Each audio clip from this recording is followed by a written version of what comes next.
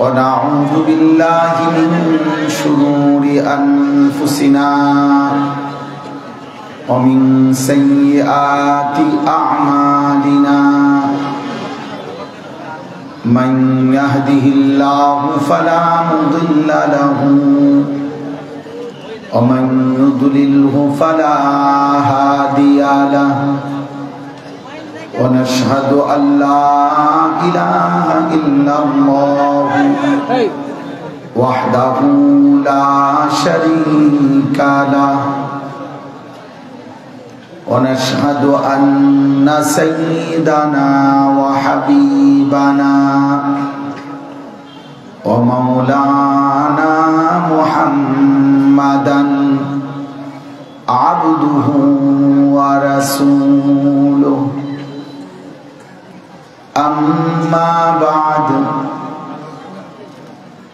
فأعوذ بالله من الشيطان الرجيم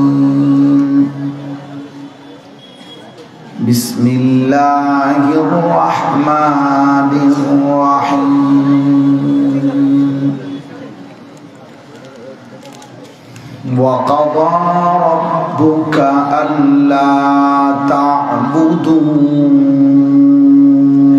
إلا إياه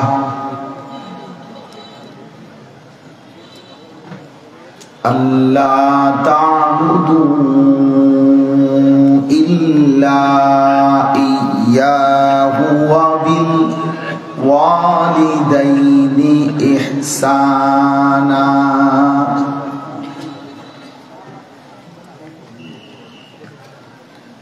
إما يبلغن عندك الكبر أحدهما أو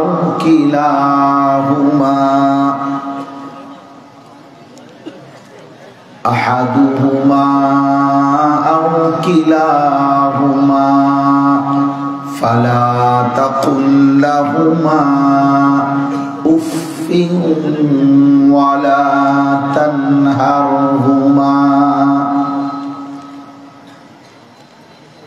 ولا تنهرهما وقل لهما قولا كريما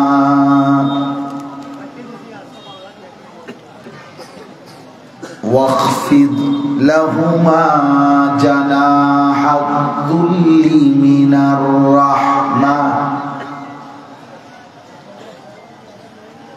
جناح الذل من الرحمة وقل رب ارحمهما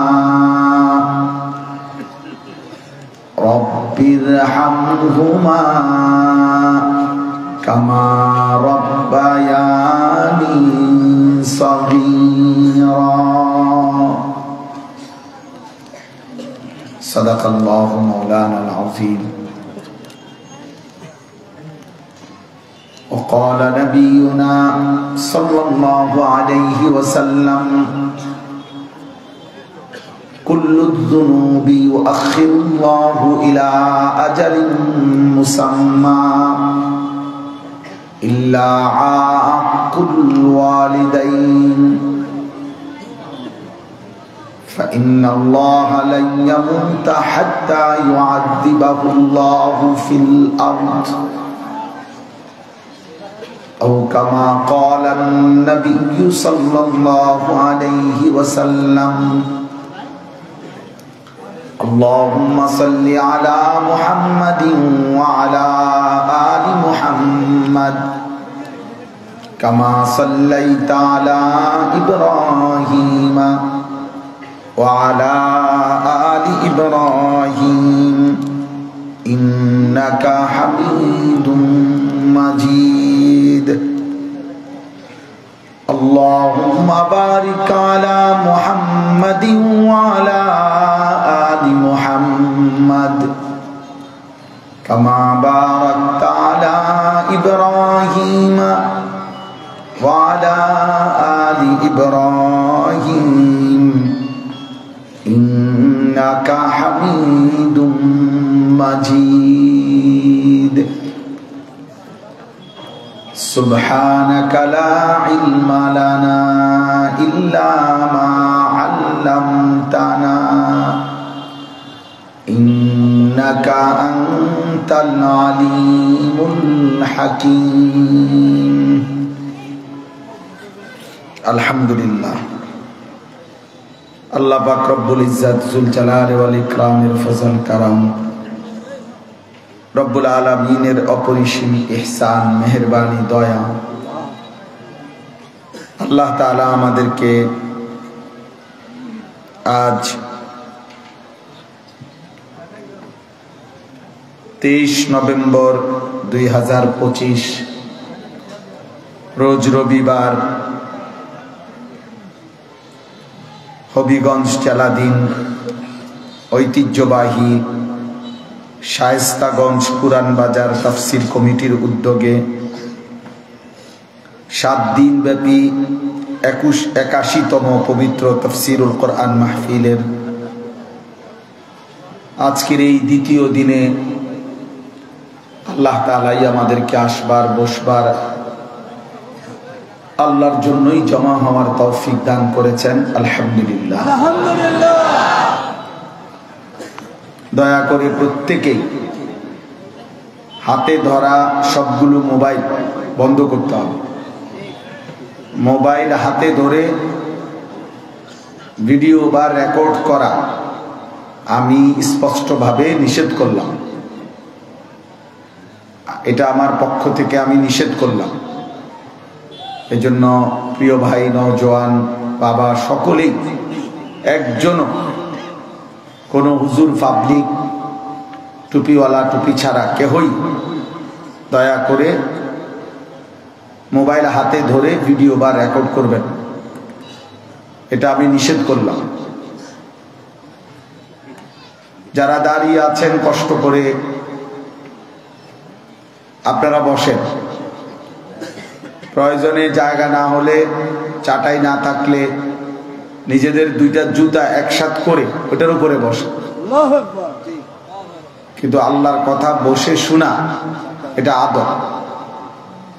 একান্ত যদি কেউ বসতে রাজি না হন, আপনি চলে গেলে ভালো হয়।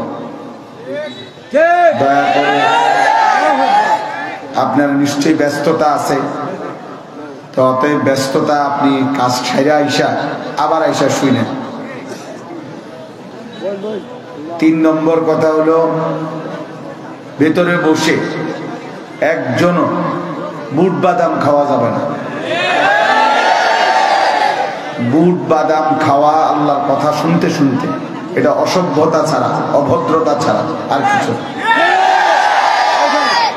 4 নম্বর কথা হলো, এই বিকট আওয়াজে ঠিকও বলা যাবে না। এটা ঠিক না,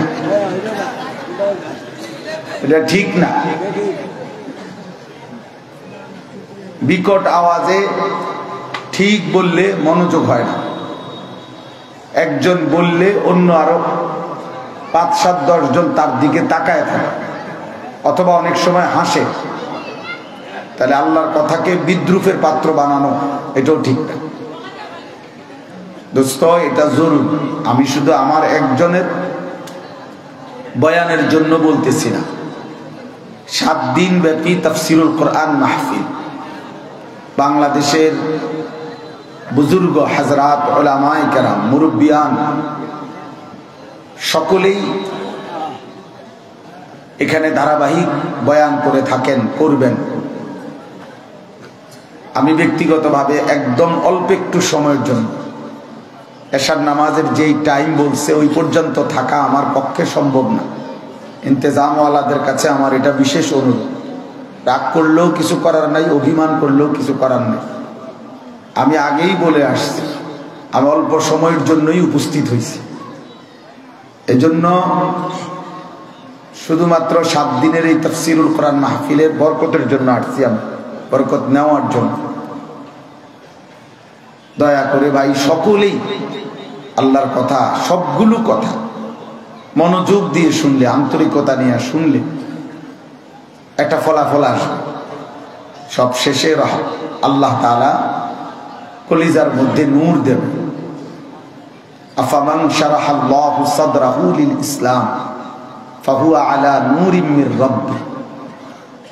কোরআনুল কারীমের মধ্যে আছে আল্লাহ তাআলা নিজে আল্লাহ দয়া করে যার ভেতর অন্তর ইসলামের জন্য প্রশস্ত করে দেন, খুলে দেন, তো আল্লাহই তার অন্তরে আল্লাহর পক্ষ থেকে নূর দিয়ে দেন।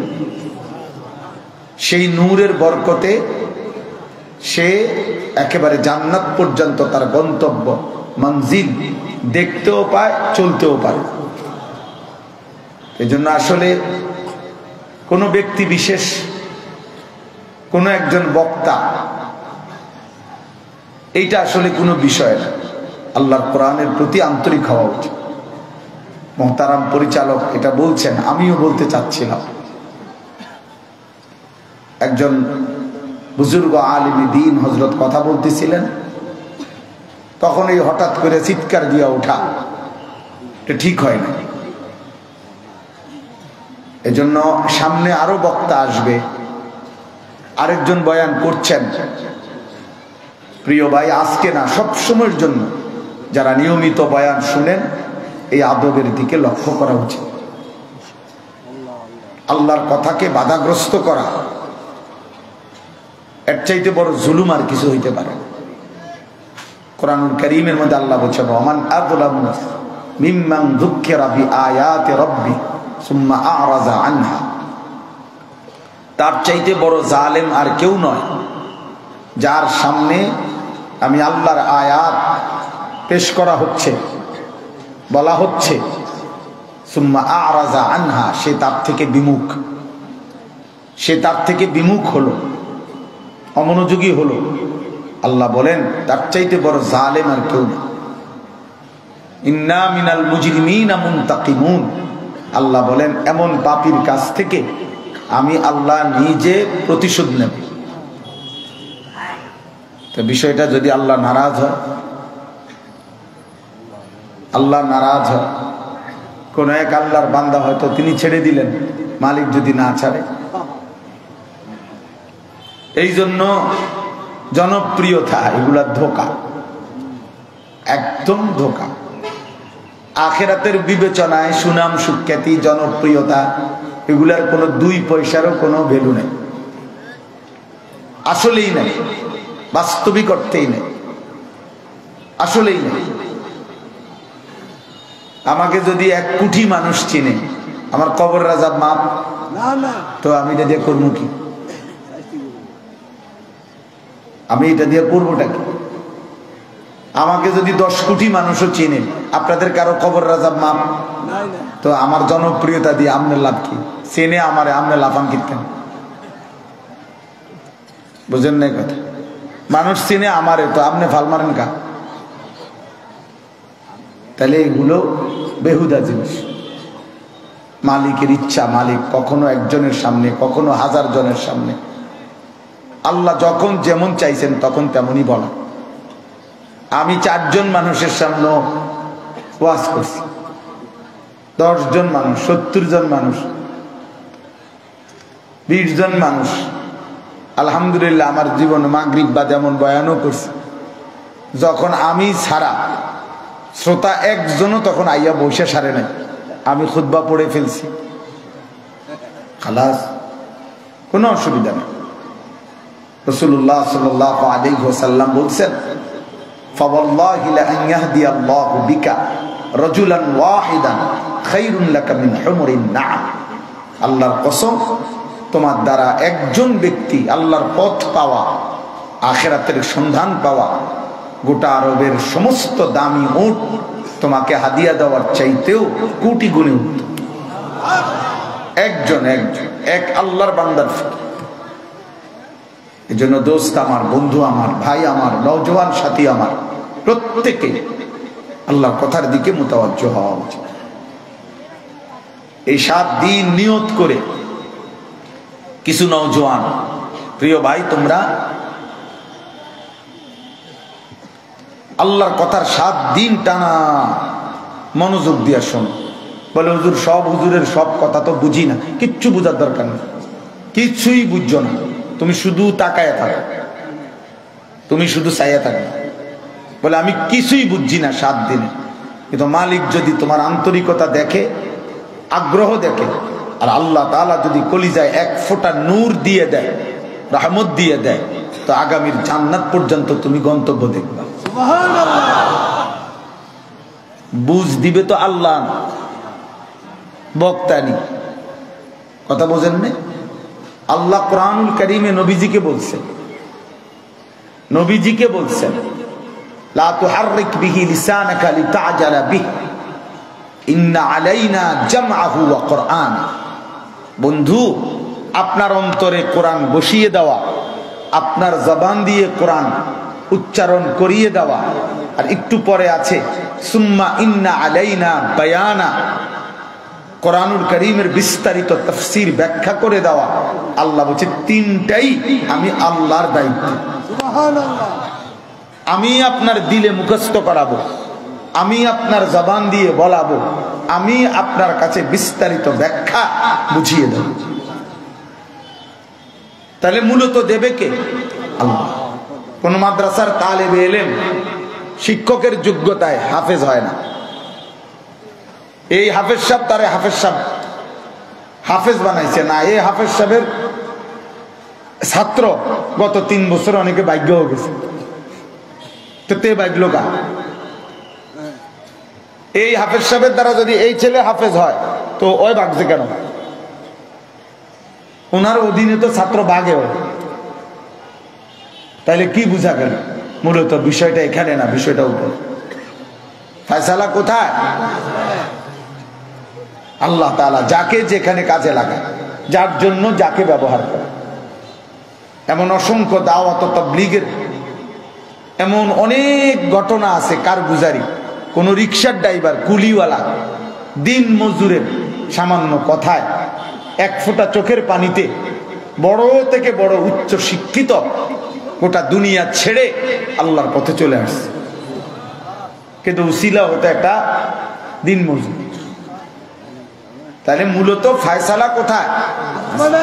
রব আল্লাহ কখন কাকে কোথায় ব্যবহার করবেন সেটা আল্লাহ তাআলার ফয়সালা, সেটা আল্লাহ তাআলার ফয়সালা, আল্লাহ তাআলার ফয়সালা, আল্লাহ তাআলার ইচ্ছা।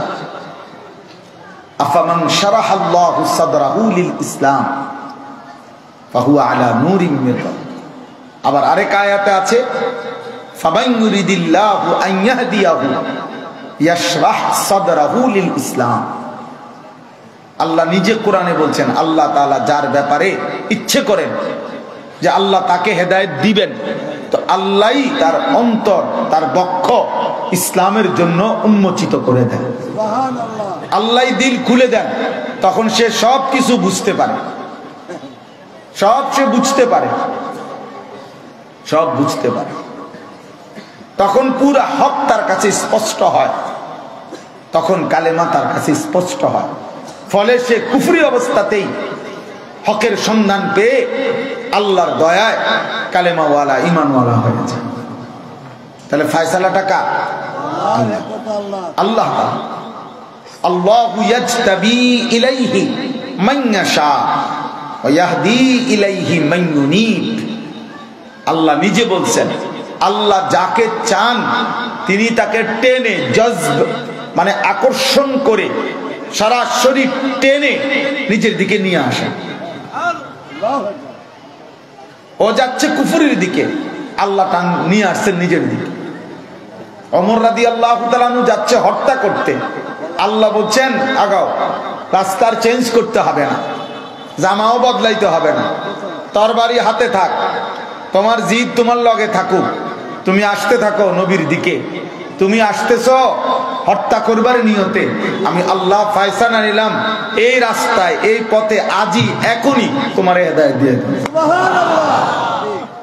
আল্লাহ বলেন আমি নিয়ে আসলাম টেনে হেদায়েতের দিকে। ওমর কি হেদায়েতের জন্য আসতেছিল? না না, আল্লাহ বলেন আমি জজব করলাম,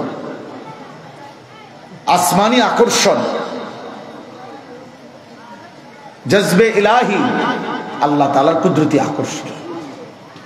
এজন্য দোস্ত পরিবর্তন মাকসাদ, ফিকির মাকসাদ। وأنزلنا فيها آيات بينات لعلكم تذكرون। আল্লাহ বলেন এই কোরআনের আয়াতগুলো আমি নাজিল করেছি কেন? লাআল্লাকুম তাযাক্কারুন, যেন তোমরা উপদেশ গ্রহণ করতে পারো। আল্লাহ বলেন ইয়াইযুকুম লাআল্লাকুম তাযাক্কারুন, আমি আল্লাহ নিজে ওয়াজ করছি কেন? যেন তোমরা উপদেশ গ্রহণ করতে পারো। আল্লাহ বলেন মূসা নবীকে ফেরাউনের কাছে যাও, এত বড় নিকৃষ্ট খোদা দাবিদার কাফের, তার কাছেও আমার দাওয়াত দাও, আমার কথা পৌঁছাও। কেন? লাআল্লাহু ইয়াতাযাক্কারু আও ইয়াখশা, হয়তো সে উপদেশ গ্রহণ করবে অথবা আমি আল্লাহকে ভয় করব। ফেরাউনের ব্যাপারে পর্যন্ত আল্লাহ চাচ্ছেন এটা, যে ফেরাউনের কাছে কালেমার দাওয়াত দাও, তাহলে হয়তো সে উপদেশ গ্রহণ করবে অথবা আল্লাহকে ভয় করবে। তাহলে দোস্ত ফেরাউনের কাছেও দিন পৌঁছানোর মাকসাদ ছিল। ও যাই অপদার্থ কোথাকার, নিষেধ করা হয়েছে না আবার হাসো বেটা? মোবাইল তুলতে নিষেধ করা হয়েছিল কিনা বলো? যাও তুমি বাইরে যাও, আরেকজন লোক জায়গা দাও, এখানে দাঁড়ায় আছে অনেকে, তোমার জায়গায় আরেকজনকে বসতে দাও। জি, ফেরাউনের ব্যাপারে পর্যন্ত আল্লাহ চাচ্ছেন যে হয় সে উপদেশ গ্রহণ করবে অথবা আল্লাহকে ভয় করবে। আমি অনুরোধ করছি দোস্ত, প্রিয় ভাই আমার, আমি কোনো প্রার্থী না, এটা কোনো নির্বাচনী জনসভা না, আমার কোনো মার্কা নাই। অতএব উলামায়ে কেরামের এই তাফসীর, বয়ান, নসিহত আল্লাহর কসম কোনো মার্কা চাওয়া না, ভোট চাওয়ার জন্য না, আখিরাতের জন্য, আখিরাতের জন্য। এটা কামখেয়ালি কথা না। 81তম তাফসীরুল কোরআন মাহফিল, 81তম মানে আজ 81 বছর একটি মাহফিল তাফসীর ধারাবাহিক চলতেছে। একটি দেশের চাইতে, একটি রাষ্ট্রের চাইতে এই তাফসীরুল কোরআন মাহফিলের হায়াত লম্বা। বাংলাদেশের হায়াতের চাইতে তাফসীরুল কোরআনের হায়াত বড়। বাংলাদেশ তো 81তম না, 1971 পরবর্তী কি 81 বছর হয়ে গেছে? তাহলে বোঝা গেল তো এটা স্বাধীনতা পূর্ববর্তী আমলের, ব্রিটিশ পিরিয়ডের কি ওই সময়কার, অথবা পাকিস্তান পিরিয়ডের কি মাহফিল। আলহামদুলিল্লাহ, আল্লাহ কবুল করেন, আল্লাহ কবুল করেন। আল্লাহ তাআলা যতদিন এই আসমান ও জমিন রাখবেন ততদিন যেন এই তাফসীরুল কোরআন মাহফিল কায়েম থাকে। কল্পনা করেন তো 81 বছরের ইতিহাসে এই জমিনে বা এই তাফসীরুল কোরআন মাহফিলের এই মসনদে কত বুজুর্গ, কত আউলিয়া, কত আকাবির, কত আসলাফ, পূর্ববর্তী মহান মনীষীগণ এখানে বসেছেন, কথা বলেছেন, কথা বলেছেন। সুবহানাল্লাহ, আল্লাহ তাআলা প্রথম দিন থেকে এই পর্যন্ত এই তাফসীরুল কোরআন মাহফিলে যত বুজুর্গ, যত উলামা আউলিয়া এসেছেন, কথা বলেছেন, এই মাহফিলের ইন্তজাম করতে করতে, ব্যবস্থাপনার কাজ করতে করতে কত আল্লাহর প্রিয় বান্দা কবরেও তো চলে গেছে। আল্লাহ সকলকে মাফ করে দেন, আল্লাহ সকলকে জান্নাতের উঁচা মাকাম দান করেন। আজকেও যারা আছে এর সাথে সম্পৃক্ত, আল্লাহ তাআলা সকলকে উত্তম বিনিময় দান করেন। আমিন। তাহলে ইনশাআল্লাহ সবাই আমরা নিয়ত করলাম তো? আমার সবার কাছে কথা, ছেলেরা, বাবা, তোমাদের কাছে কথা, খামখেয়ালি করো না। একবার উঠতে গেলে আগা আবার আরেকজন বক্তা আইলো, আরে উনি খুব জোরে কয়, তোর তো আবার দৌড় দিই, তা আবার না উনি যাই যে কেরুম জানি মেরমেন করে, তাল উঠছে না, যে আওয়াজে হইতো না, যাই না। তো তাল উঠলে তুমি আসো, তাল না, নারকেল হলে তুমি নাই। তো এটা কোন ধরনের কথা? এটা কি ফানসুবারি? তো নারকেল তাল এটা। আমার এক মুসল্লি আমারে একবার হাদিয়া দিছিল 2টা তাল আর একটা নারকেল। তো বলতেছে হুজুর শুধু 2টা তালই দিতাম, সাথে একটা নারকেল দিছি, মানুষে যাতে না বলে যে আমি আপনার তাল দিয়া নষ্ট করছি। বুঝেন না? তা তাইলে এখানে জোয়ার, হুঙ্কার, ঝংকার, সুর, এটা তো মূল মাকসাদ না ভাইয়া। মূল মাকসাদ আখিরাত, মূল মাকসাদ আল্লাহর কোরআন শোনা, কোরআনুল কারীম শোনা। কোরআনুল কারীমের মধ্যে আছে আল্লাহ তাআলা বলছেন, ওয়া ইযা সামি'ু মা উনজিলা ইলার রাসূল তারা আ'য়ুনাহুম তাফীদু মিনাদ দাম'i মিম্মা আরাফু মিনাল হক। আল্লাহ বলছে বন্ধু, আল্লাহ তাআলা নিজে নবীর সাহাবাদের প্রশংসা করছে। আল্লাহ বলছে কি বলবো মা বন্ধু, আপনার এগুলো কি সাহাবী, এত সুন্দর, এত ভালো। আমার কোরআন যখন আপনার উপরে নাজিল হয় আর আপনার জবান দিয়ে যখন কোরআন শুনে, আপনার সাহাবাগুলোর প্রত্যেকের চোখ দিয়ে অঝরে পানি ঝরতে থাকে। মিম্মা আরাফু মিনাল হক, এরা যেহেতু হক বুঝতে পারছে, এদের কর্তব্য বুঝতে পেরেছে, এদের গন্তব্য চিনতে পারছে, এদের করণীয় বুঝতে পারছে, এজন্য আপনি দেখেন তো তাকায়া, আপনার সাহাবাদের প্রত্যেকের চোখ দিয়ে অঝরে পানি ঝরছে। আল্লাহ তাআলা কি পরিমাণ খুশি হয়ে আরশ আজিম থেকে আল্লাহ নিজে বন্ধুর সাহাবাদের, শ্রোতাদের, নবীর শ্রোতাই তো তারা, তো তাদের প্রশংসা কে করছে? আল্লাহ তাআলা। ইনশাআল্লাহ আমাদের প্রশংসাও আপনাদেরও আল্লাহ করবেন। এটা হাদিসে নবীজি ওয়াদা দিবেন, ওয়া যাকারাহুমুল্লাহু ফীমান ইনদাহু। নবীজি বলছেন আল্লাহ তাআলা এরকম দ্বীনি মজমায়, যেখানে আল্লাহর জিকির হয়, আল্লাহর গোলামির কথা হয়, আল্লাহর কালামের কথা হয়, তো আল্লাহ তাআলা সমপরিমাণ ফেরেশতা সামনে নিয়ে আমাদের কথা, আমাদের নাম, এদের নাম, আপনাদের নাম আল্লাহ তাআলা নিজে ফেরেশতাদের সামনে পেশ করে। সুবহানাল্লাহ। ফেরেশতাদের সামনে পেশ করে। এজন্য পুরা 7 দিন, বাকি দিনগুলো, একদিন তো চলে গেছে, দ্বিতীয় দিন চলতেছে, বাকি দিনগুলো আমরা প্রত্যেকে ইনশাআল্লাহ সমস্ত হযরত বুজুর্গ উলামাদের ধারাবাহিক তাফসীর শোনার চেষ্টা করব ইনশাআল্লাহ। বলেন ইনশাআল্লাহ, সবাই নিয়ত করেন ইনশাআল্লাহ।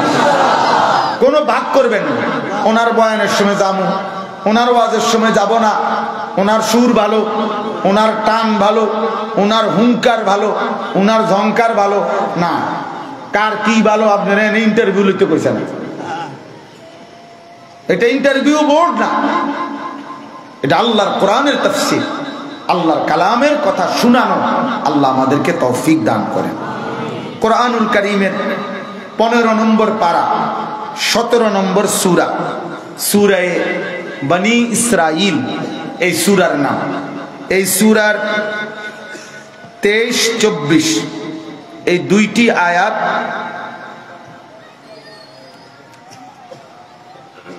23 এবং 24 আমাকে সংক্ষিপ্ত কথা বলতে বলা হয়েছে।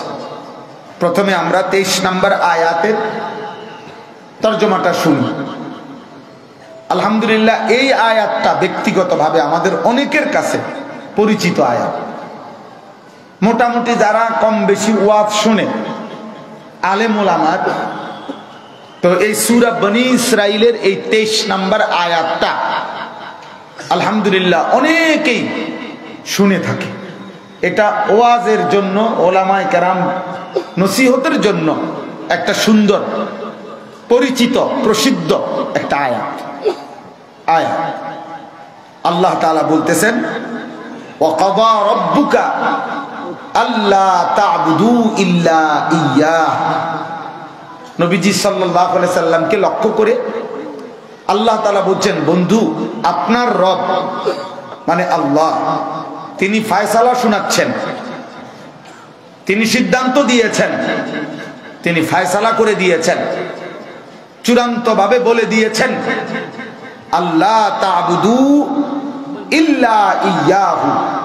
প্রথম ফয়সালা আল্লাহর অকাট্য সিদ্ধান্ত যে তোমরা বান্দারা কোন অবস্থাতে আল্লাহকে ব্যতীত আর কারো ইবাদত করো না,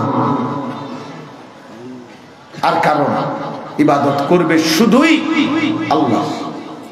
কার বলেন? এটা কার ফয়সালা? আল্লাহ তাআলার ফয়সালা, আল্লাহ তাআলার ফয়সালা। আল্লাহ তাআলা এই জন্য আমাদেরকে বলছেন, বান্দা আমিও ফয়সালা দিলাম, এটা আমি তোমার জবান থেকে সকাল থেকে নিয়ে রাত্রি গভীর পর্যন্ত যতবার তুমি নামাজ পড়ো, চাই সেটা ফরজ হোক, ওয়াজিব হোক, সুন্নাতে মুআক্কাদা হোক, নফল হোক, আমি আল্লাহ তোমার জবান থেকেও সূরা ফাতিহার বারবার তেলাওয়াতের মাধ্যমে এই স্বীকৃতি আমি তোমার থেকেও শুনতে চাই। একে তো আমার ফয়সালা যে তোমরা আমি আল্লাহ ছাড়া আর কারো ইবাদত করো না, এটা আমি সিদ্ধান্ত দিলাম।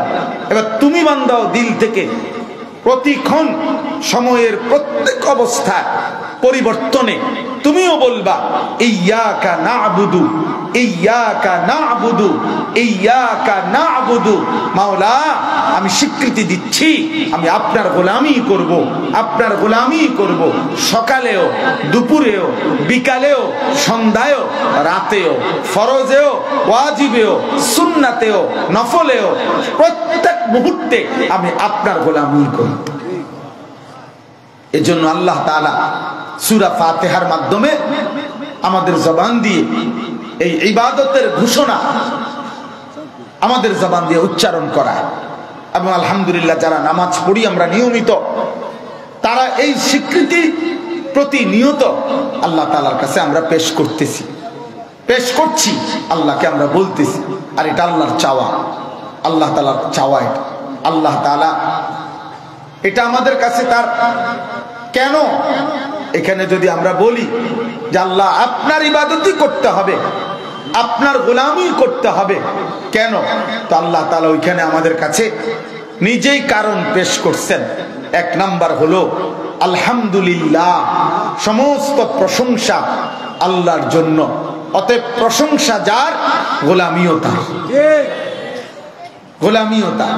যদি বলি সব প্রশংসা আপনার জন্য, কেন? আল্লাহ বলবেন আমার জন্য নয় কেন? মানে আমি যদি বলি হে আল্লাহ সব প্রশংসা আপনার জন্য কেন, আল্লাহ বলবে আমার জন্য নয় কেন। মানে সব প্রশংসা আমার জন্য হবে না কেন? তোমার কি মনে হয়? তুমি কি বলতে চাচ্ছ বান্দা, বলো। ভিন্ন যুক্তি তুমি পেশ করো যে না অন্য কেউ প্রশংসার উপযুক্ত, তো এক্ষেত্রে যুক্তিটা দেখাও, যুক্তি দাও তুমি। আমি তো বলছি আমার জন্য, তুমি বলো অন্য কে প্রাপ্য।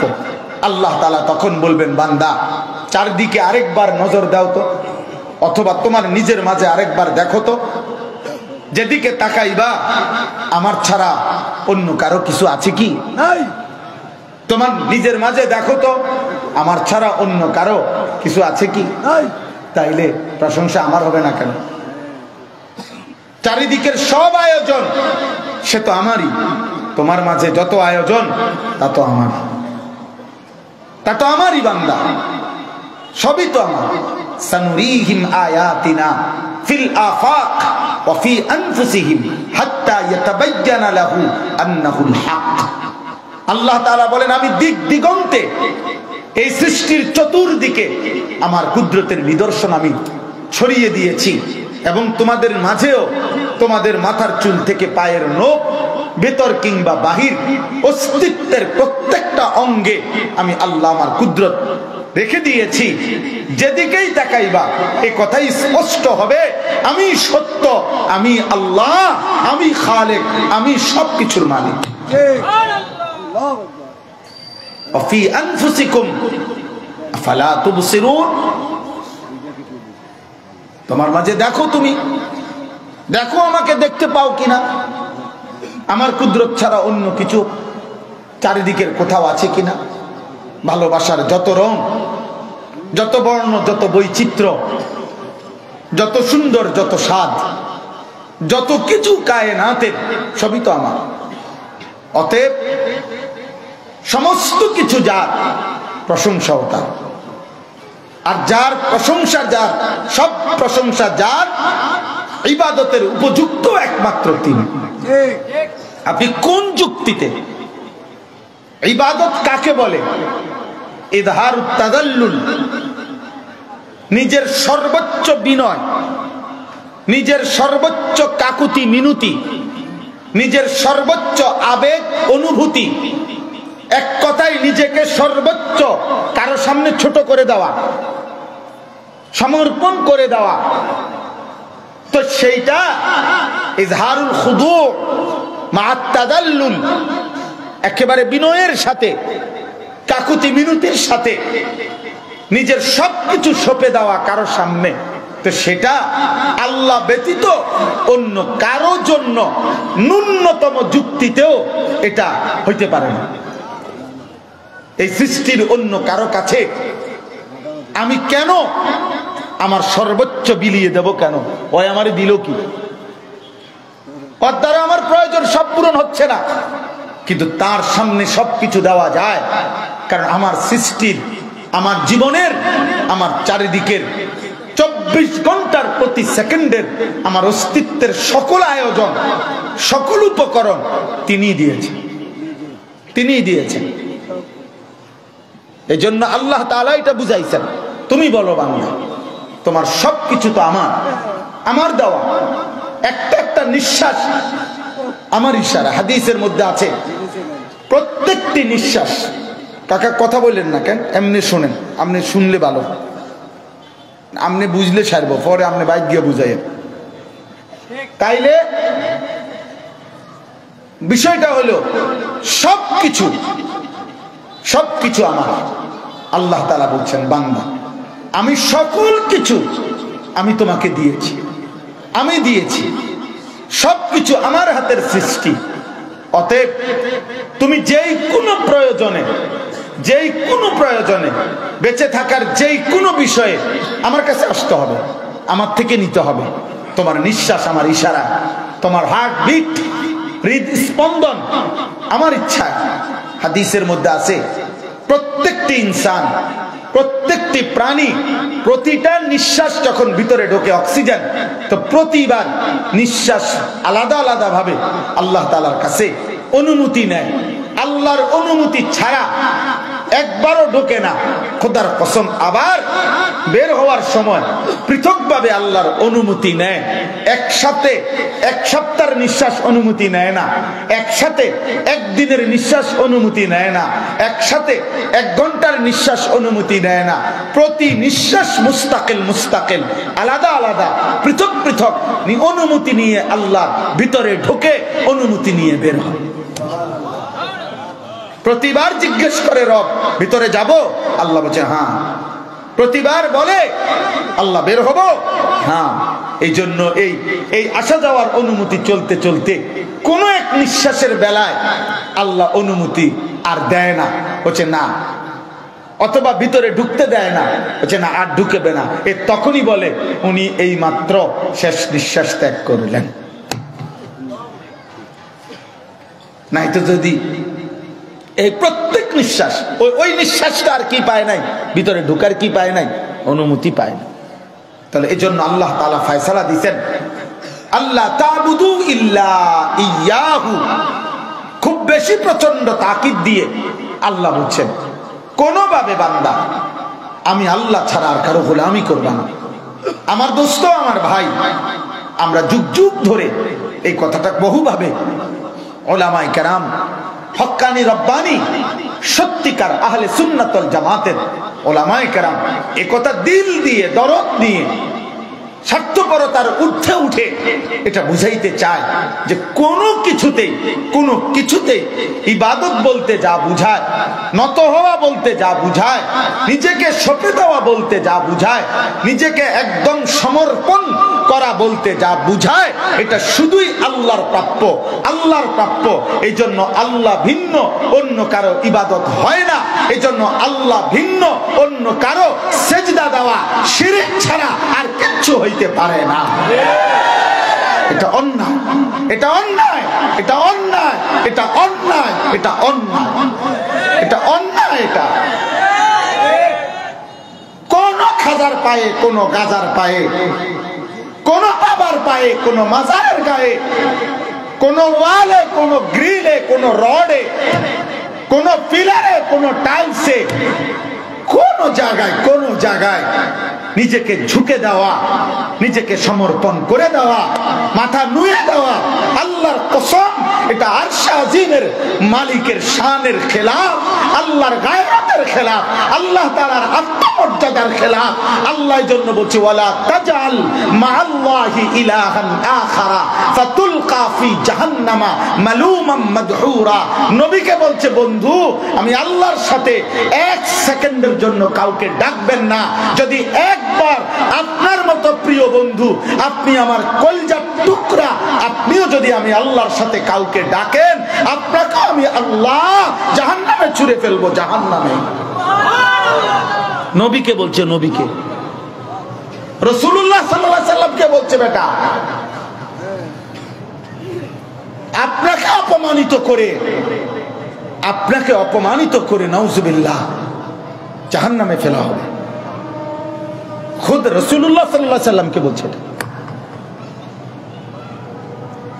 আপনি কি মনে করেন শিরক এতটা জঘন্য,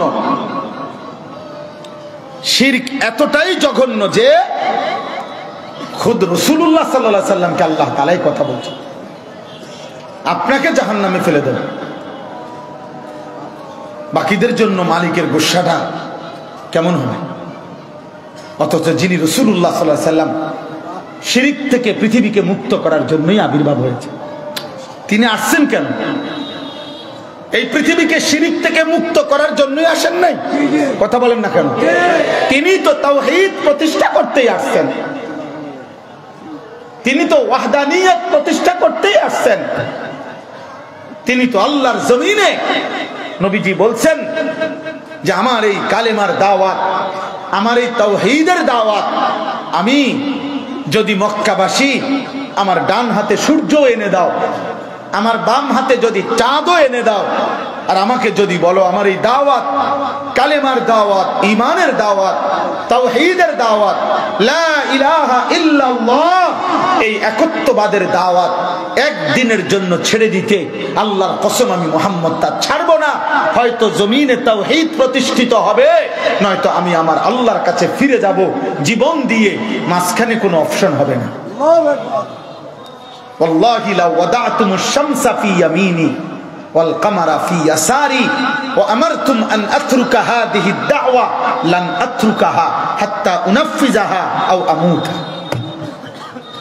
হয় জমিনে কালেমা প্রতিষ্ঠিত হবে, হয় জমিনে লা ইলাহা ইল্লাল্লাহ প্রতিষ্ঠিত হবে, অথবা আমি মুহাম্মদ জীবন দিয়ে শাহাদাত বরণ করে আল্লাহর কাছে ফিরে যাব। সেই নবীকে যিনি এক সেকেন্ডের জন্য তাওহীদের খেলাফ সহ্য করতেন না, তাকে পর্যন্ত আল্লাহ সতর্ক করছে যে আপনাকে আবার বলছি বন্ধু, আপনার উম্মত যেন, আপনাকে বললাম আপনার উম্মত যেন সতর্ক হয়, আপনার উম্মত যেন সতর্ক হয়। আপনার উম্মতকে সতর্ক করলাম, আমার বান্দাদেরকে সতর্ক করলাম যে বন্ধুকে যদি আমি না ছাড়ি তাহলে বাকিদের হালাত কি। কোরআন শরীফে আছে ওয়ালাউ তাকাওয়ালা আলাইনা বা'দাল আকাবিন লা আখাযনা মিনহু বিল ইয়ামিন সুম্মা লাকাতা'না মিনহুল ওয়াতিন। কোরআন শরীফের আয়াত। এই বাপ কি বলছে জানেন? এটা নবীজি সাল্লাল্লাহু আলাইহি সাল্লামকে আল্লাহ বলছে বন্ধু আমার কথা বলতে গিয়ে, আখিরাতের কথা বলতে গিয়ে, ইমানের দাওয়াত দিতে গিয়ে, আমার কোরআন পেশ করতে গিয়ে, আল্লাহর দ্বীন বুঝাইতে গিয়ে আপনাকে পরিষ্কার বলে দিলাম, এক শব্দ, এক লাইন, এক বাক্য আপনি বানাইয়া, আমি বলি নাই, আমি অনুমতি দেই নাই, আমি আল্লাহ অনুমোদন করি নাই, এমন এক শব্দ বা'দাল আকাবিল, অল্প কদ্দুর কথাও যদি আপনি নিজের থেকে বানাইয়া নিজের মতো করে মন মতো বলে থাকেন, আমি আল্লাহ আপনার ডান হাতটা আমি আল্লাহ নিজে টেনে ধরে একটা টান দিয়া কল্লাটা নিচের দিকে আইনা একটা কোপ দিয়া কল্লাটা আলাদা করে ফেলুন। আপনি জিজ্ঞাসা করেন এখানে ওলাম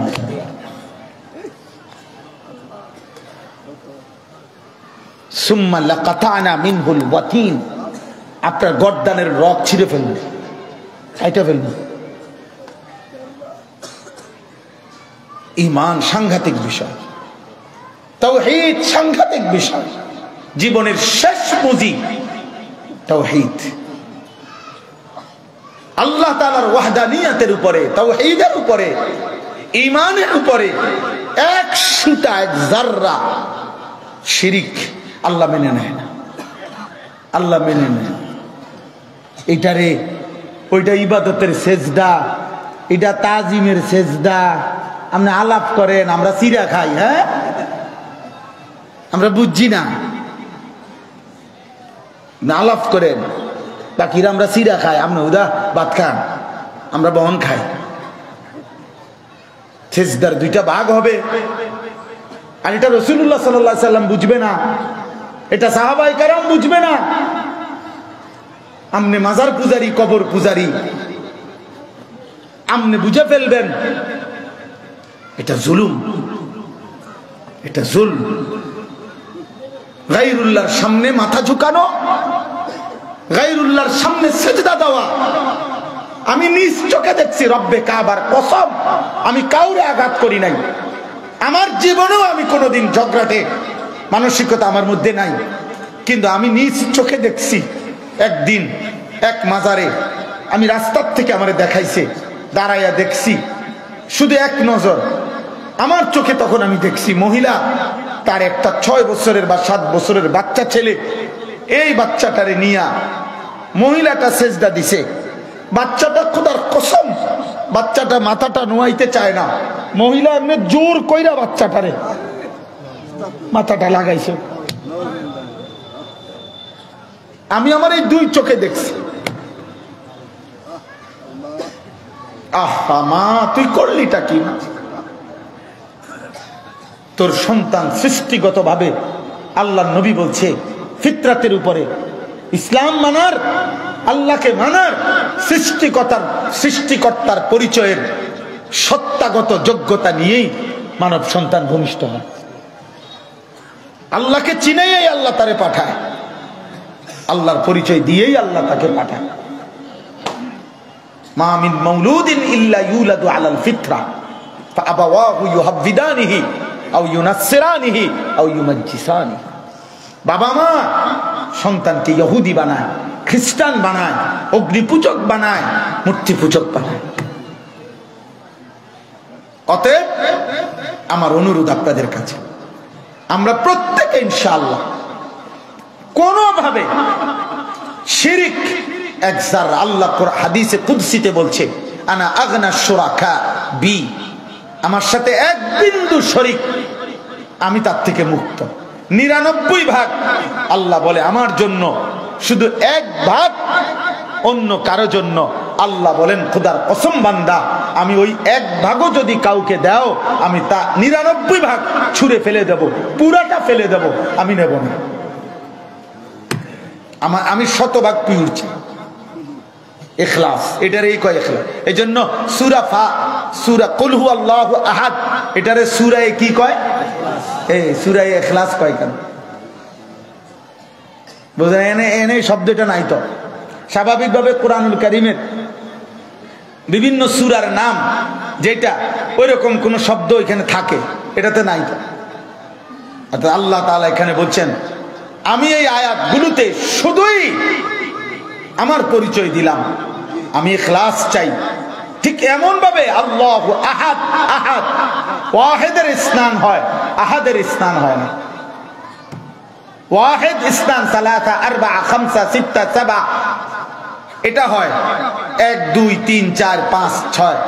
আরবি ভাষায় আহাদ এমন একককে বলে যে আহাদ বলিয়া দ্বিতীয় হয় না, আহাদ বলিয়া তৃতীয় হয় না, আহাদ বলিয়া চতুর্থ হয় না, ওয়াহিদ বলিয়া দ্বিতীয় হয়। শব্দই ভিন্ন। আহাদ আহাদি, আল্লাহু আহাদ, আহাদ তাওহীদ, জীবনের শেষ পুঁজি, কলিজার শেষ সম্বল, জীবনের শেষ সম্বল, মুমিনের শেষ পুঁজি আল্লাহ। গোটা দুনিয়া হারাইতে রাজি, আপনাকে নয়, আপনাকে নয়। জুতু মেরা তো সব মেরা, আল্লাহ যার সবই তার। আল্লাহ আমাদেরকে আল্লাহ তাআলার ইবাদত খালেস তাওহীদের ভিত্তিতে করার তৌফিক দান করে। এটা আরো পড়বেন, আরো পড়বেন, আরো বুঝবেন। এক তাফসিরে, এক ওয়াজে পুরাটা শেষ করা সম্ভব না। আবার পড়বেন, আরো পড়বেন, আরো পড়বেন, আরো পড়বেন, আরো পড়বেন। শিরিক মুক্ত হওয়া চাই কোনোভাবেই, কোনোভাবেই। নবী সাল্লাল্লাহু আলাইহি সাল্লাম বলছেন, আখফা মিন দাবিবিন নামলাতিস সাউদা, কালো অমাবস্যার রাতে একবারে গুটগুটে অন্ধকারে একটা কালো পাথরের উপরে যদি একটা কালো পিঁপড়া হাঁটে, নবীজি বলেন, বলতো সেটা খুঁজে বের করা খুব সহজ না খুব কঠিন? রাত্রি অন্ধকার, পাথরটাও কালো, পিঁপড়াটাও কালো, এই অবস্থায় পিঁপড়াটা হাঁটতেছে পাথরের উপরে, এটা খুঁজে পাওয়া কি সহজ না কঠিন? আল্লাহর নবী বলেন, তোমাদের শরীরে, তোমাদের কথায়, তোমাদের আচরণে, তোমাদের বিশ্বাসে, তোমাদের উচ্চারণে শিরিক ঢুকে যায়, এত সূক্ষ্মভাবে ওই শিরিক তালাশ করে খুঁজে বের করা ওই অন্ধকার অমাবস্যার রাতে কালো পাথরে কালো পিঁপড়া খুঁজে বের করার চাইতেও বেশি কঠিন।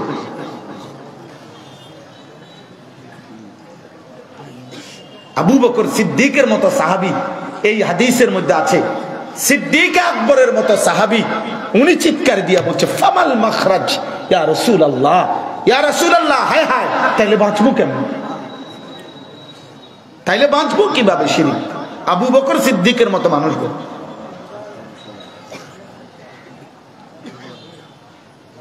তাইলে আমরা ইনশাআল্লাহ প্রত্যেকে আরো বেশি পরিমাণ নিজ নিজ ওলামায়ে কেরাম থেকে, মসজিদের খতিব সাহেব থেকে, আপনার আশেপাশের আলেমদের থেকে আল্লাহর ইবাদত খালেস, ভিন্ন নামে কোনোভাবে কোন ব্যক্তির প্রলোভনে, কোন মানুষের প্রলোভনে, কোন চিৎকার চেঁচামেচি শুনে কোনোভাবেই তাওহীদের বিরোধী, আল্লাহর ইবাদতের বিরোধী অন্য কোন আচরণ, যাররা পরিমাণ শিরিক আমাদের দ্বারা যেন প্রকাশ না পায়, আমরা চেষ্টা করব, বলেন ইনশাআল্লাহ। দ্বিতীয় কথা, এবার ওয়াবিল ওয়ালিদাইনি ইহসানা, আল্লাহ তাআলা বলেন, আমি দ্বিতীয় ফয়সালা শুনাইলাম, এই দ্বিতীয়টা বললে আমার কথা শেষ।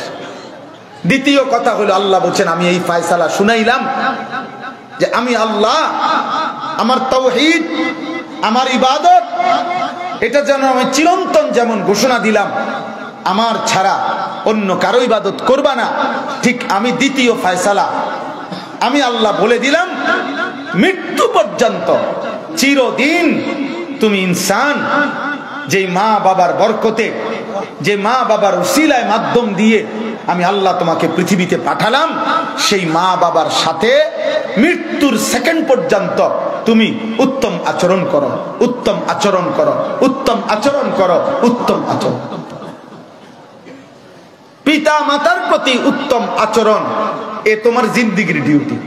ইবাদত যেমন তোমার পুরা জিন্দেগির ডিউটি, মা বাবার সাথে সদ্ব্যবহার এটা তোমার পুরা জিন্দেগির। এটা শনিবারেও, রবিবারেও, সোমবারেও, মঙ্গলবারেও, বুধবারেও, বৃহস্পতিবারেও, শুক্রবারেও, জানুয়ারি, ফেব্রুয়ারি, মার্চ, একেবারে ডিসেম্বর পর্যন্ত, সকালেও, দুপুরেও, বিকালেও, রাতেও, সন্ধ্যায়ও, সর্বাবস্থায়, ভালো থাকলেও, মন্দ থাকলেও, সুস্থ থাকলেও, অসুস্থ হইলেও, তোমার অভাব থাকুক, তোমার সচ্ছলতা থাকুক, তোমার মন ভালো থাকুক, তোমার মন খারাপ থাকুক, তোমার পরিবারের মধ্যে ঝামেলা থাকুক, যা থাকুক, আল্লাহ বলেন, এটা আমার ফায়সালা, এটা আমার সিদ্ধান্ত, এটা আমার চিরন্তন ফায়সালা। পিতা মাতার সহিত উত্তম আচরণ করো, উত্তম আচরণ করো, উত্তম আচরণ করো। কোনোভাবেই মা বাবার নাফরমানি করো না, কোনোভাবে মা বাবার প্রতি অসৎ আচরণ করো না, অসৎ ব্যবহার করো না। আল্লাহ আমাদেরকে তৌফিক দান করে। এখানে ব্যাখ্যা তো আছে, ছোট্ট ব্যাখ্যা এতটুকুই, শুধু লম্বা কথা ছাড়া। আল্লাহ তাআলা অন্য আয়াতে শুধু এতটুকু বলে দিছে, আল্লাহর নাফরমানি হয়, রাসূলুল্লাহ সাল্লাল্লাহু আলাইহি সাল্লামের নাফরমানি হয়, দ্বীনের, আল্লাহর বিধানের, আল্লাহর অকাট্য বিধানের বিরোধিতা হয়, এমন ক্ষেত্রে মা বাবার কোনো কথা আনুগত্য করা যাবে না, কিন্তু অসৎ আচরণ করা যাবে না। উত্তম ব্যবহার এটা তোমার থাকতেই হবে। হ্যাঁ, বাকি আনুগত্য করার ক্ষেত্রে শুধু এতটুকু শুধু যে আল্লাহর বিধান লঙ্ঘন হয়, শরীয়তের অকাট্য বিধান লঙ্ঘন হয়, শিরিক হয়, কুফরি হয়, হারাম হয়, কবিরা হয়, এমন কোন কাজে পিতামাতার আনুগত্য করা যাবে না, কিন্তু তখনও উত্তম আচরণ অব্যাহত রাখতে। ওয়া ইন জাহাদাকা আলা আন তুশরিকা বি মা লাইসা লাকা বিহি ইলম ফালা তুতি'হুমা ওয়া সাহিবহুমা ফিদ দুনিয়া মা'রুফা। আল্লাহ কোরআনে বলছে, যদি পিতা মাতা তোমাকে বাধ্য করে যে আমি আল্লাহর সাথে শিরিক করতে, আল্লাহ তাআলা বলেন ফালা তুতি'হুমা, এক্ষেত্রে তুমি তাদের অনুসরণ করো না, তাদের এই কথা মেনে নিও না। তবে তখনও যে একদম আব্বা আম্মের কন্যায় সোজা করে এলাম, আমনেরে দেখায় দেবো, আমনেরে দেখ আমি কেমন ফুত ওইটারই কারণ আমনের না না। আল্লাহ বলেন আনুগত্য করো না, এটা ঠিক আছে, তবে ওয়াসাহিবহুমা ফিদ দুনিয়া মারুফা, দুনিয়ার হায়াত যতদিন পর্যন্ত হয় তুমি জীবিত আছো অথবা তারা জীবিত আছে, তুমি তোমার উত্তম আচরণ এটা অব্যাহত রাখো। তাহলে মা বাবার সাথে রাগ করা যায় কখন? কখনোই না। মা বাবার সাথে অসৎ ব্যবহার করা যায় কখন? কথা বলে না, কখন? কখনোই। আল্লাহর ইবাদত ছেড়ে দেওয়া যায় কখন? ওয়াকাযা রাব্বুক, এই জন্য একসাথে মিলাই দিছে। রবের ইবাদত বাদ দেওয়া যায় কখন? আল্লাহর গোলামি বাদ দেওয়া যায় কখন? আল্লাহকে ভুলা যায় কখন? মা বাপকে ভুলা যায় কখন? ভুলা যায়, বাদ দেওয়া যায়, বাদ দেওয়া যায়।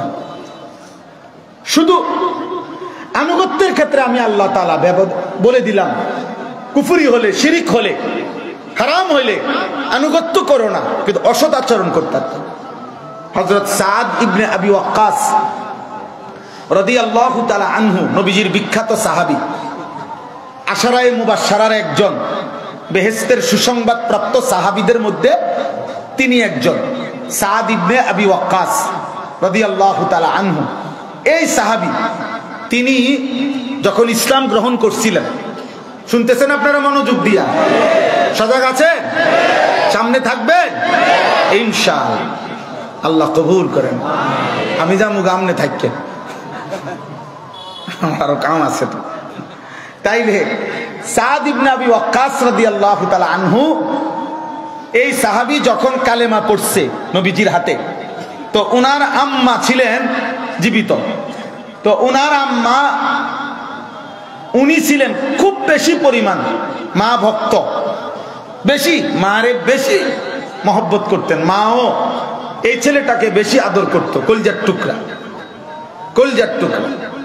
আমার ছোট মেয়ে আছে, আমার সন্তানদের মধ্যে ওরে আমি প্রতিদিন কমপক্ষে 2-4 বার হইলেও কইতে হয় ভালো মেয়ে, এটা হেরে কইতেই বসতো, নাইলে এটা হইতো না। আব্বু আব্বু আজকে কইলো না আমি ভালো মেয়ে। তাইলে মার বেশি আদরের ছিল সাদ ইবনে আবি ওয়াক্কাস রাদিয়াল্লাহু তাআলা আনহু। তো এই সাদ ইবনে আবি ওয়াক্কাস রাদিয়াল্লাহু তাআলা আনহু যখন কালেমা গ্রহণ করিলেন নবী সাল্লাল্লাহু আলাইহি সাল্লামের হাতে, ওনার আম্মা শুনছেন। ওনার আম্মা শুনে অনশন কর্মসূচি ঘোষণা দিচ্ছেন। কি কর্মসূচি? বললেন যে পুত, যতক্ষণ পর্যন্ত মুহাম্মদের ওই কালেমা তুমি না ছাড়বা, ততক্ষণ আমি মা এক ঢোক পানিও পান করব না, কোনো খানাও খাইতাম না। ইন্না লিল্লাহ। কামটা কি হলো? তো মা খানা পিনা বন্ধ করে দিছে। হযরত সাদ ইবনে আবি ওয়াক্কাস তো মুমিন, উনি 3 দিন টানা ওনার আম্মাকে লাগাতার বুঝাইছে, মা আপনি ভুল করেন না, মা আপনি খানা পিনা গ্রহণ করেন। আমি আবারও বলছি, আবারও এই দরদ মাখতে মাখতে বলতেছে বলতেছে বলতেছে বলতেছে, মার এক কথা, তুই মুহাম্মদের কালেমা ছাড়, আর নাই তো আমি খাবার পানি মুখে দেব না, আমি প্রয়োজনে মরে যাব। এ যখন হযরত সাদ ইবনে আবি ওয়াক্কাস দেখছে চূড়ান্ত যে ওনার আম্মা মুমূর্ষ, শেষ নিঃশ্বাস, মানে এমন অবস্থা যে মরে যাবে আর ক্ষুধার্ত অবস্থায় মা, তখন সাদ ইবনে আবি ওয়াক্কাস ওনার মায়ের কানে কানে আইসা বলছে, মা আল্লাহর কসম করে বলি, মা তোমার মতো মা যদি 100 বার মৃত্যুবরণ করে 100 বার জন্ম নেয়, তাহলে আমি 100 বারও এই কথাই বলে যাব, মা আমি যে কালেমা গ্রহণ করেছি এই কালেমা আমি ছাড়বো না। তুমি তোমার উপরে রহম করো মা, তুমি তোমারে বাঁচাও মা, তুমি তোমারে বাঁচাও, তুমি এই ভুল করো না। তুমি মৃত্যুবরণ হইতে পারে ঠিক আছে মা, কিন্তু আমি মুহাম্মদের কালেমা, আমি রাসূলুল্লাহর কালেমা আমি ছাড়ব। এখানে মজবুত। এরপরে ওনার আম্মা পানি পান করছে, খাবার গ্রহণ করছে, অর্থাৎ বুঝছে বেটি যে না কারবার হইতো না, কাম হইতো না। তাইলে ওয়াবিল ওয়ালিদাইনি ইহসানা, এখানে আল্লাহ তাআলা ইহসান শব্দটা বলছেন, ইতাআত না। ইতাআত ভিন্ন, আনুগত্য। আনুগত্যের ক্ষেত্রে আল্লাহ তাআলা ভাগ করে দিছে, সমস্ত বৈধ অনুমোদিত শরীয়ত সম্মত সকল কথার আনুগত্য করবা, কিন্তু আমার কুফরি হয়, আমার সাথে শিরিক হয়, আমি আল্লাহর নাফরমানি হয়, আমার দ্বীনের প্রকাশ্য বিরোধিতা হয়, এমন আনুগত্য করো না। কিন্তু তখনও ইহসান, এটা আমার ফয়সালা, উত্তম আচরণ। তাহলে মা বাবার সাথে মন্দ আচরণ করা যায় কখন? কথা বলে না ভাই, এই নওজোয়ান বলো না বাপ। এবার আল্লাহ তাআলা বলেন, বান্দা স্বাভাবিকভাবে মা বাপ, তোমার মা বাপ যদি তুমি বুঝাওয়া পর্যন্ত জওয়ানও থাকে, শক্ত সামর্থ্য থাকে, তখনও তাদের প্রতি উত্তম আচরণ করা, সদ্ব্যবহার করা তোমার দায়িত্ব। বাকি আমি আল্লাহ অবস্থাটাকে আরেকটু ভাঙ্গা ব্যাখ্যা করে বুঝাই দিতে চাই যে একটা অবস্থা এমন হবে যে আমি আল্লাহ তোমাকে আরেকটু গুরুত্বের জন্য, বান্দা তোমাকে আরেকটু বুঝাইয়া বলতেছি যে তোমার বাবা কিংবা মা, অথবা বাবা মা উভয়ে একটা পর্যায়ে হতে পারে তুমি হায়াতে থাকতে থাকতে বৃদ্ধ হয়ে যাবে। এই বৃদ্ধকালীন অবস্থায় আল্লাহ কোরআনে বলছে, বৃদ্ধকালীন অবস্থাটাই হলো দুর্বলতা, দুফা ওয়া শাইবা, অর্থাৎ দুর্বলতা এবং বৃদ্ধ এক কথা। বৃদ্ধ মানেই দুর্বল, দুর্বল মানে বৃদ্ধ। তাইলে আল্লাহ বলেন অটোমেটিকলি তারা দুর্বল হয়ে যাবে। তো এতদিন তো বান্দা যাই হোক, তুমি তোমার বাবা মা শক্ত সামর্থ্য ছিল, কিন্তু আজ যখন তারা বৃদ্ধ হয়ে গেছে, শেষ বয়সে পৌঁছে গেছে, এবার আমি আল্লাহ তুমি সন্তানের প্রতি, যদিও আমি তোমার সৃষ্টিকর্তা, যদিও আমি তোমার সবকিছু দিচ্ছি, কিন্তু তবুও আমি আল্লাহ তোমারে সুপারিশ করছি, এই সময়টা তুমি কোনোভাবেই তোমার ইনসাফ যদি থাকে, বিবেক থাকে, আমি আল্লাহরে যদি চিনে থাকো, আমার গোলামি যদি করে থাকো, আখিরাতের মুক্তি যদি চাও, জাহান্নাম থেকে যদি বাঁচতে চাও, জান্নাতে যদি যেতে চাও, তাইলে বান্দা ইম্মা ইয়াবলুগান্না ইনদাকাল কিবারা আহাদুহুমা আও কিলাহুমা, যদি তোমার বাবা মা দুইজন অথবা একজন বৃদ্ধ অবস্থায় পৌঁছে, তাহলে আমি আল্লাহ তোমাকে 5টা জিনিস বিশেষ নসিহত করলাম। এই 5টা কাজ এই বৃদ্ধ বাবা মার সাথে যেন কোনোভাবেই তোমার দ্বারা না হয়। কয়টা কাজ? কথা বলে না, কয়টা কাজ? কোন অবস্থা? বৃদ্ধ কার দ্বারা হইতে পারবে না? আমার দ্বারা, সন্তানের দ্বারা। কার দ্বারা? বলো না বাপ, কার দ্বারা? সন্তানের দ্বারা। আল্লাহ তাআলা বলেন, এখানে তাফসীরের মধ্যে আছে শুধুমাত্র মা বাবার খেদমত, উত্তম আচরণ বৃদ্ধকালের সাথে মাখসুস নয়, বৃদ্ধকালের সাথে নির্ধারিত না, বরং আল্লাহ অতিরিক্ত দয়া করে যেন কোনোভাবেই বৃদ্ধকাল তো বেচারা অসহায় হয়ে যাবে, দুর্বল হয়ে যাবে, এই সময়টা যেন আল্লাহর বান্দা কষ্ট না পায়, এই জন্য বিশেষভাবে সন্তানকে আল্লাহ ওসিয়ত করছেন। আল্লাহ তাআলা বিশেষভাবে বলছেন, কিন্তু মূলত মা বাবার সহিত সদ্ব্যবহার, আমি আছি যতদিন তারা আছে ততদিন। কথা বলে না, আমি আছি যতদিন মা বাবা আছে যতদিন। তবে বিশেষভাবে বৃদ্ধ অবস্থায় আল্লাহ তাআলা বলেন, ওরা এখন বাস্তবিক অর্থে দুর্বলতার কারণে তোমার চেহারার দিকে তাকায় থাকবে, তোমার দিকে তাকিয়ে থাকবে, তুমি তাদের সাথে 5টা আচরণ করবা না। কয়টা আচরণ?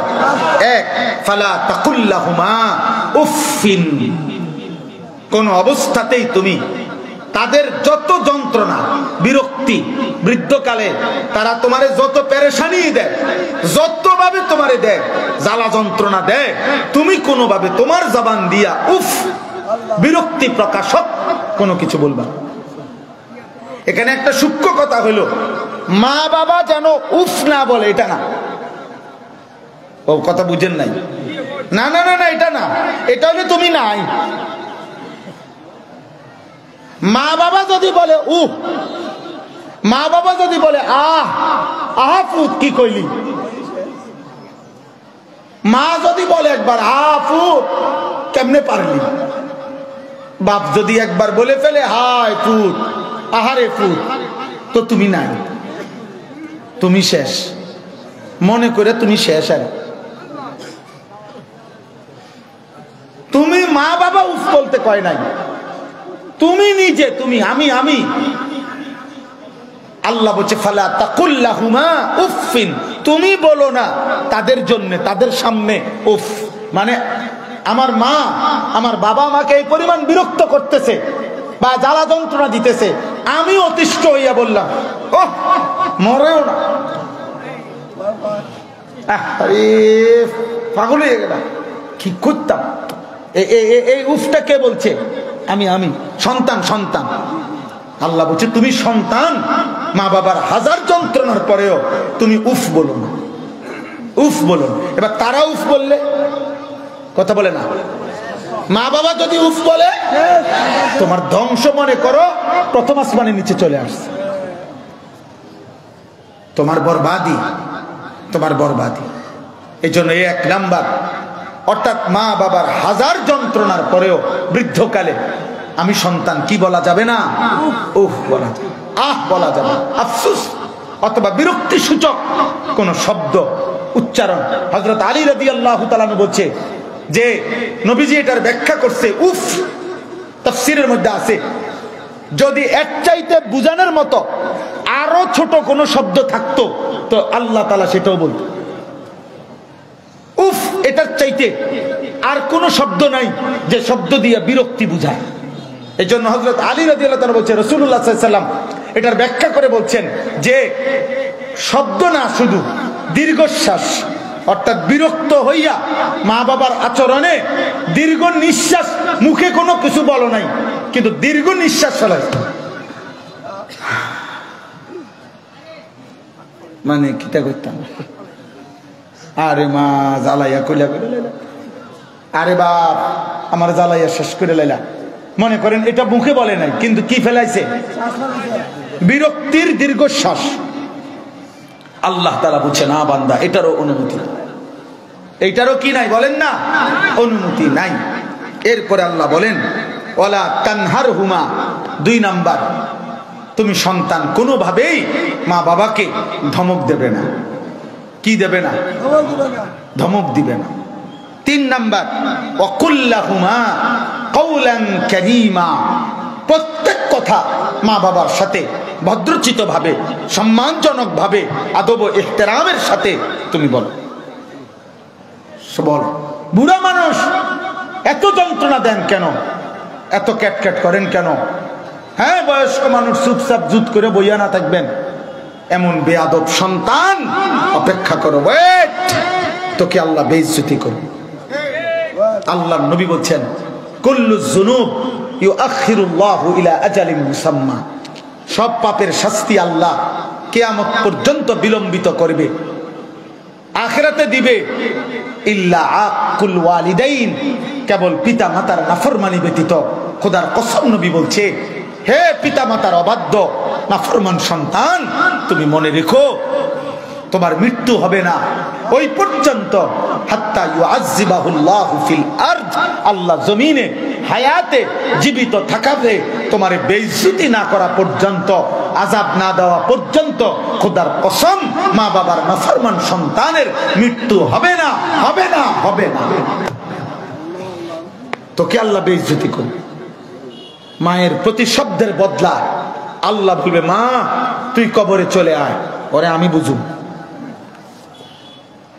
আল্লাহ বলবে, বাপ তুই আয় পড়, ওর লগে আমি বুঝুম, ওর সাথে আমি বুঝুম, ওরে আমি বুঝুম, আমি দেখাই দেব। ও আমার কথা লঙ্ঘন, ও কাদা, ওটা আমার ফায়সালা ছিল। অতএব বাবা মার সাথে প্রতি মুহূর্তে। বললাম না এটা যুদ্ধ ভাইয়া, এটা যুদ্ধ। নেকি অনেক, নেকি অনেক। হুমা জান্নাতুকা ওয়া নারুক, তারাই তোমার জান্নাত, তারাই তোমার জাহান্নাম। অতএব মা বাবার উত্তম আচরণ কইরা ঠিক মতো তাগরে খুশি মতে ঠিক রাখা, এটা যে একটু কষ্টকর, কথা বুঝছেন? এই জন্যই তো বলছে জান্নাত। আপনারা জান্নাত দিব, আপনি কি এটা কিতা মনে করছেন 10 টাকার বুট? কিতা তো জান্নাত কি 2টা রুম আর একটা বারিন্দা? তো কিতা তো আপনি জান্নাতও পাইবেন, আবার কোনো কষ্টও সহ্য করতেন না। কিতা আসলে কিতা খামখেয়ালি মনে করছেন? অতএব যেহেতু এর বিনিময়ে জান্নাত, সরাসরি জান্নাত, তো আল্লাহ তাআলা বলেন একটু তো কষ্ট করতেই হবে। 4 নাম্বার, ওয়াখফিজ লাহুমা জানাহাজ যুল্লি মিনার রাহমা। প্রতি মুহূর্তে তুমি তোমার চেহারা, তোমার শরীর, তোমার হাত, তোমার দেহ, তোমার পুরা নিজেকে মা বাবার সামনে একদম দয়া, মায়া, আদর, ভালোবাসার সাথে পেশ করো। কোন কিতেছে কোন তো মা গো তা কম লাগবে না, বুঝছি বাপ, যে চেহারা লইছো তুমি, আচ্ছা আল্লাহ ভরসা, যাও যাও, বুঝেন না? এটা এমন না, এমন হইতে পারবে না। আরে বলেন না কি সে শুনছি না, একের কাছে আইতেইব, এটা শুনাই তো যায়, এই রুমের আওয়াজ আই না, বলেন না কেন? মা বলছে না ফুত কিচ্ছু না, বাপে বলছে না ফুত কিচ্ছু না। বলতে চাইছিলাম আব্বা আলহামদুলিল্লাহ তোর চেহারা দেখেই খুশি বাপ, যা। আর শাজিমের মালিক বলে মা, আল্লাহ বলবে মা তুই চোখের পানি ফেলিস না, ওরে আমি দেব, ওরে আমি সুদা বানাইলাম, তোরে আমি ভিক্ষার থালা হাতে উঠাই দেব, ভিক্ষার থালা। হ্যাঁ, একদিনের বেইজ্জতিতে হয় তোর সন্তানের দ্বারা, তোর মেয়ের দ্বারা, ছেলের দ্বারা একদিনের অপমান দিয়ে আমি তোর মা বাবার 30 বছরের কষ্ট দিছিলি যে আমি একদিনে উঠাই দেব। অতএব আল্লাহ বলছে 4র্থ আদেশ, মা বাবার সামনে সব সময় একদম নম্রতার সাথে, আদবের সাথে, জি মা বলেন, মা বলেন, মহব্বতের সাথে পেশ হইতে হবে। আল্লাহ তৌফিক দান করে। সর্বশেষ হলো আল্লাহ বলেন 5ম নম্বর আদেশ, প্রতি মুহূর্তে মার জন্য, বাবার জন্য দোয়া করতে থাকো। অকুর রব্বির হামহুমা কামা রব্বায়ানি সগীরা।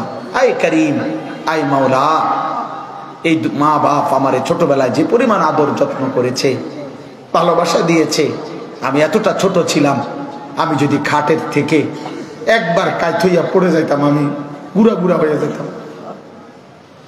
আমি যদি এক রাত্র সন্ধ্যাবেলার পেশাবওয়ালা কাপড় নিয়ে যদি আমি সকাল 6টা পর্যন্ত এই পেশাব ভিজা হাফ প্যান্ট নিয়ে থাকতে হইতো, মা যদি আমার বদলায় না দিত, আমার ওই পরের দিনে আমার অসুস্থ হয়ে আমি মরে যাইতাম। আল্লাহ ওরা আমারে এত বেশি কষ্ট করছে, আপনি তাদের উপরে রহম করেন। আমি মার কি হক আদায় করব মাওলা, আমি বাপের কি হক আদায় করব? একটা আপেল আর একটু মালটা কয়ান আনার আর এই 2-4-10টা টাকা, 1 কাপ চা, বিস্কিট, এগুলা দিয়ে আমার মায়ের 2 বছরের দুধের ঋণ মাওলা সুদ হবে না, আমার মায়ের 9 মাসের গর্ভে ধারণের ঋণ সুদ হবে না, আমার বাবার 1 ফোঁটা ঘামের ঋণ সুদ হবে না মাওলা, আপেল দিয়া মালটা দিয়া হবে না। আপনি আপনার শান মোতাবেক আপনি আমার মা বাবার উপরে রহম করেন। সুবহানাল্লাহ। সর্বশেষ আয়াত আল্লাহ বলেন, আমগরে একটা সান্ত্বনা দিছে আল্লাহ। সন্তান, এবার সব তো মা বাবার লাগা কইছে, সন্তান রে বলছে ফুত তোর তাহলে একটা সান্ত্বনা দেই। তুমি হয়তো মনে মনে ভাবতে পারো আল্লাহ ঠিক আছে সব তো কইছেন ভালোই, চেষ্টা তো করবো, এরপর আমি তো মানুষ, আমি তো মানুষ, রক্ত মাংসের মানুষ, আমারও তো দুর্বলতা আছে। কোন সময় যদি মনের অজান্তে, ইচ্ছা ছিল না, বেয়াদবিও মাকসাদ না, কোনো কারণে যদি আমার মনটার মধ্যে কোনো সময় একটু কষ্ট, আচ্ছা নিঃশ্বাসও ফেলাইলাম না, মুখেও কইলাম না, কিন্তু ভিতরে ভিতরে হইলেও তো একটু কষ্ট হইতেও তো পারে, আমার যদি এটাও মাফ না করেন আপনি।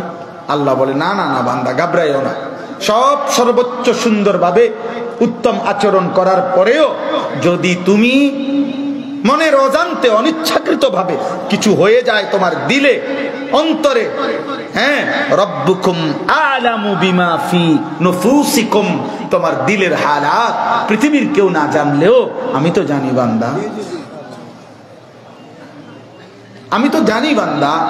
অতএব ঘাবড়ায়ও না, যদি কোনো একটু কম বেশ হয়েও যায়, হ্যাঁ, তবে তোমার ইচ্ছা ছিল না, তুমি কোনোভাবেই ইচ্ছা করে করো নাই, তো আশা করি আল্লাহ বলে বান্দা আমি তো বুঝি, আমি তো দিল জানি, আমি তো হালাত জানি, অন্তরের অবস্থা বুঝি, ঠিক আছে বান্দা আমি দিল দেখে মাফ করে দেব।